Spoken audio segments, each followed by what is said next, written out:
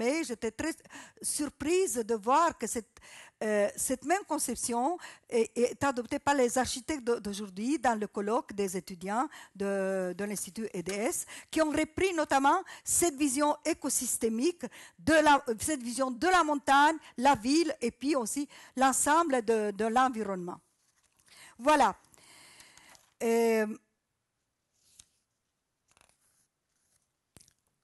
Je passerai donc, parce que le temps passe vite, je ne m'attarderai à ma conclusion, et qui est celle de la gestion intégrée de l'eau, qui est un patrimoine matériel et immatériel, et la question des vestiges d'infrastructures et les savoirs antiques de gestion de l'eau, et à ce schéma. Voilà. Nous avons analysé sous l'angle d'études patrimoniales les contributions de 2 volumes issus du colloque de 2006, dont M. Leprest a assisté, sur la gestion intégrée de l'eau. C'est la première fois que les travaux de ma chaire se sont résolument orientés vers la gestion de l'eau. Et on a continué par la suite. Selon les thèmes propres à cette discipline, donc les études patrimoniales, d'une part, vous avez l'archéologie des pratiques de gestion envisagées comme analyse de l'objet en tant que patrimoine matériel, d'une part, et immatériel de l'autre. Les savoirs traditionnels, tradition orale et écrite d'une part, et les représentations sociales de l'autre. En effet, les vestiges archéologiques témoignent de ce patrimoine matériel et elles sont en même temps des preuves d'une culture hydraulique qui fait état des savoirs traditionnels. Ainsi, les objets, on peut voir dans cette première section, les objets comme galeries drainantes font état, comme partie immatérielle, des technologies et transferts de technologies. Les aqueducs et les citernes sont des bassins de l'utilisation de l'eau, entre autres comme ressources énergétiques. Les fosses et les réservoirs sont des mesures de conservation de cette ressource et de prévention du risque de sa pénurie. Le système des canaux et des barrages de montagne témoigne d'une gestion intégrée de cette ressource qui implique l'organisation du système économique assurant les sources de financement.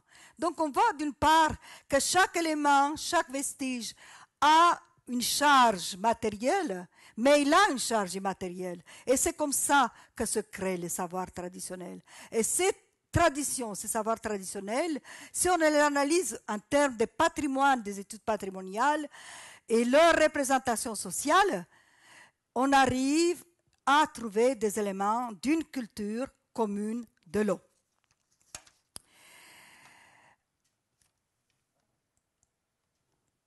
Nous avons ici, j'ai apporté très rapidement, les 6 volumes de la chaire où ces thèmes ont été étudiés.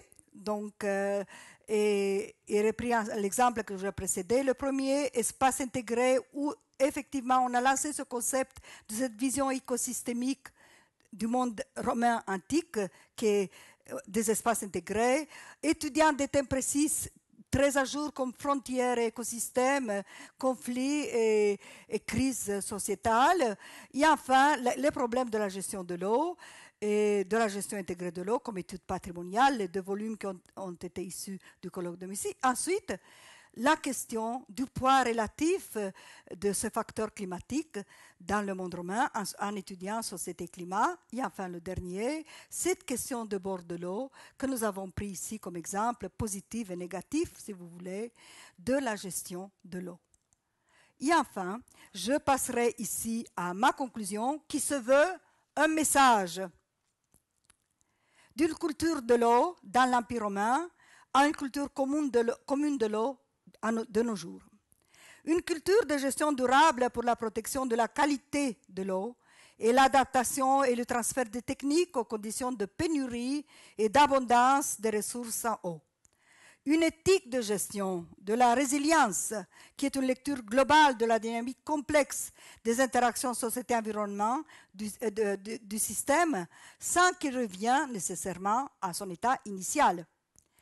Un haut degré de socialisation et de responsabilité partagée de l'État, des communautés et des individus, dont la condition est la connaissance de l'histoire des pratiques et des représentations sociales, donc l'histoire de l'environnement. Et je terminerai en me référant au précepte qui accompagne un manuscrit médiéval andalouse que l'eau ne meurt pas. Et c'est ainsi que sa gestion du passé devient un patrimoine tangible par les vestiges de l'archéologie hydraulique et intangible par la transmission des savoirs. Merci de votre attention.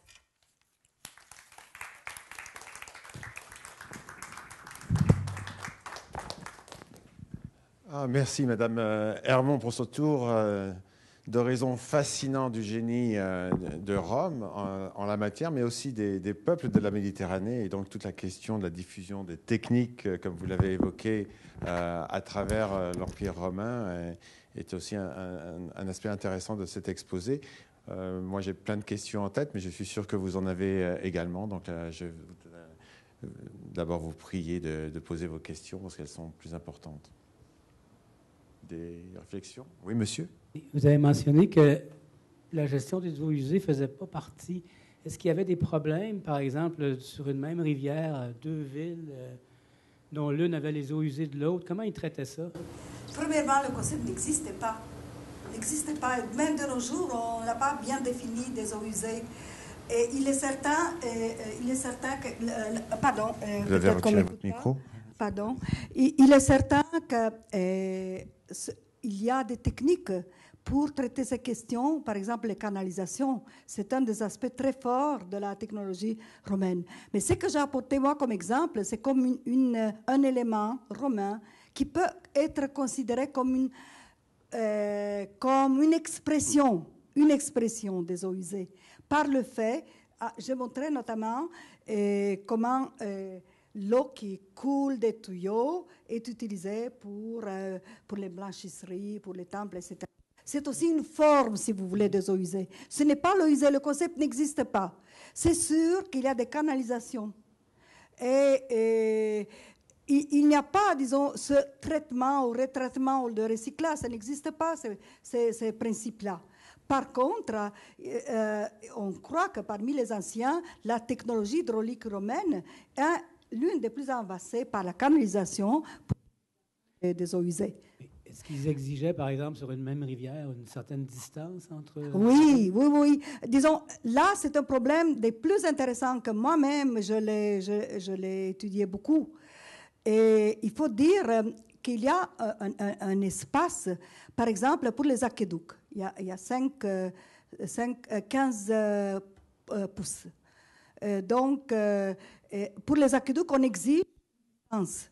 Mais ça, ce n'est pas pour les eaux usées, c'est justement pour permettre à ne pas défaire, par exemple, pour protéger contre les vols, etc. Donc, ce n'est pas les eaux usées. Ces distances-là, c'est pour la protection de l'environnement. Ce n'est pas pour les eaux usées.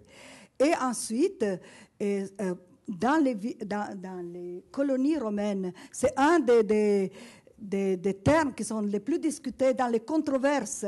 Parce que ça, c'est une façon de règlement. Il y a beaucoup de controverses agraires et de conflits lorsqu'on ne respecte pas une marge, qu'on appelle ça modus flumini. Donc, c'est la marge qu'il faut laisser au fleuve pour déborder, pour les inondations, etc. Effectivement. Mais je ne veux pas associer cela aux eaux usées. C'est juste pratiquement associé à cette idée qu'il faut préserver l'environnement et l'évolution naturelle du fleuve ou de l'eau, ou des cours d'eau.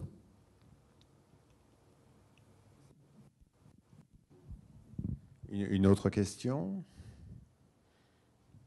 Madame, au fond. Moi, j'en aurais deux. Vous avez parlé vous avez dit que l'eau venait de sources qui sont dans les montagnes et puis que ça parvenait, en bas dans les cités par gravitation. Mais est-ce qu'à l'époque, il y avait de l'eau aussi qui venait de lacs ou de nappes d'eau comme nous, par exemple, à Québec? L'eau, ça vient d'un lac. Bien sûr, bien sûr. Et, ce que vous avez vu ici, en fait, la technique de gravitation et de la pente, et en fait, c'est ce qu'on préconise toujours lorsqu'on cherche l'eau pour une ville. Il faut chercher les sources dans les montagnes. Et même, c'est une façon donc de pouvoir assurer d'alimenter en haut. Chercher toujours les sources dans la montagne, mais ça ne veut pas dire l'eau n'est pas prise de là où elle est. Et vous avez vu cette technique et autre chose, la technique des Foganato da Sequoia. Et là, c'est la nappe phréatique, c'est l'eau souterraine. Bon. Et j'ai donné aussi les exemples des Nabatéens qui eux, ils conservent l'eau dans l'eau de pluie dans des canaux réservoirs souterrains. Donc, on prend l'eau de là où il est. Et le monde méditerranéen, surtout, s'alimente de l'eau de pluie.